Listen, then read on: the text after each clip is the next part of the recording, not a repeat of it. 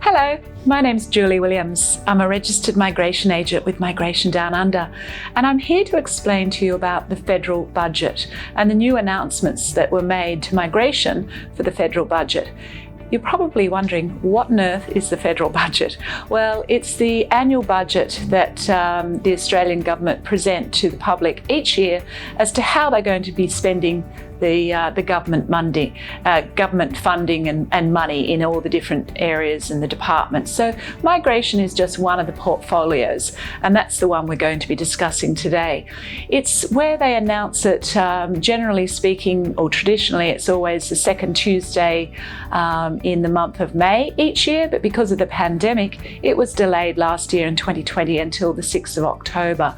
And it is where they announce it in May, but often a lot of the decisions or things that they're going to be implementing don't actually occur until after the new financial year, which begins each year on the 1st of July. So how does it look for migration?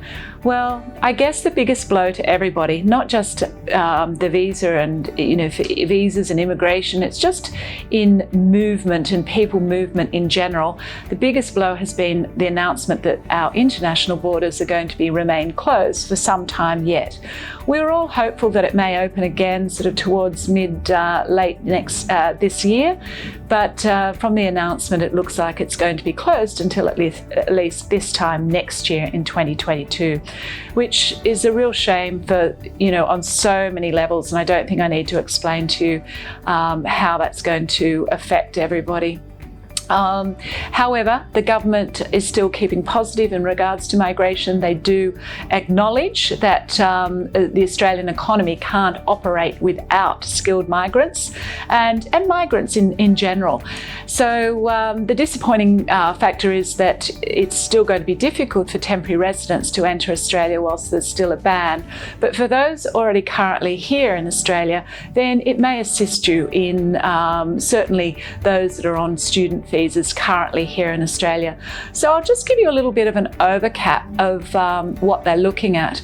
With the partner visas, the planning hasn't changed, so they are still prioritising partner and family applications to be able to process those in a much more efficient and larger volume, and that's going to continue throughout the next financial year, which is great news for those that are still offshore and wanting to be reunited with their partners.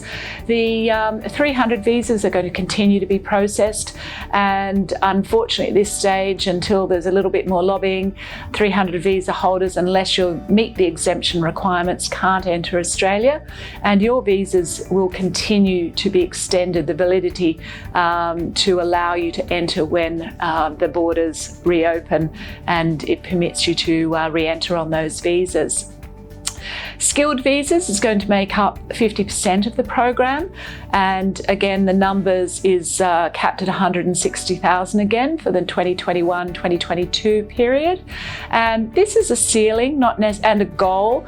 It's not necessarily going to be reached if they haven't got the numbers, but that's the target and the ceiling for the migration program. So 50% they are going to be considered for skilled migrants, and that will be split over the global talent, for innovation, entrepreneur, employer-sponsored visas, and independent, skilled to a small degree.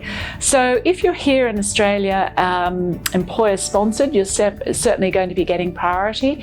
If you're offshore and you have an offer by an employer and you are in a critical area of need, then that too is going to still be prioritised. The government's focus is on how we're going to be rebuilding Australia's economy from the pandemic, as well as being mindful from a health perspective, and that's why there is a limit of who can come in at the moment and who can't.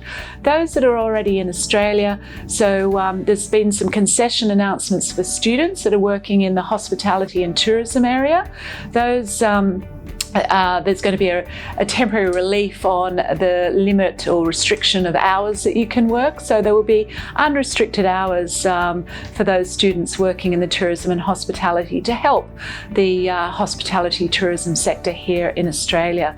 Also, those that are applying for the 408 COVID visa, if you're working in an area of agriculture, there is no further requirement to have to explain why you can't return to your home country or when you're going to be returning to your home country. So if you're working in an area of agriculture, you can be confident in knowing that you'll continue to get a visa to remain here in Australia with the ability to be able to work in the agricultural sector. Those that are on the applying for the 408, it used to be that you couldn't apply until 28 days prior to the expiry of your visa, but that has been extended to 90 days. So that's good news that you can apply a little sooner.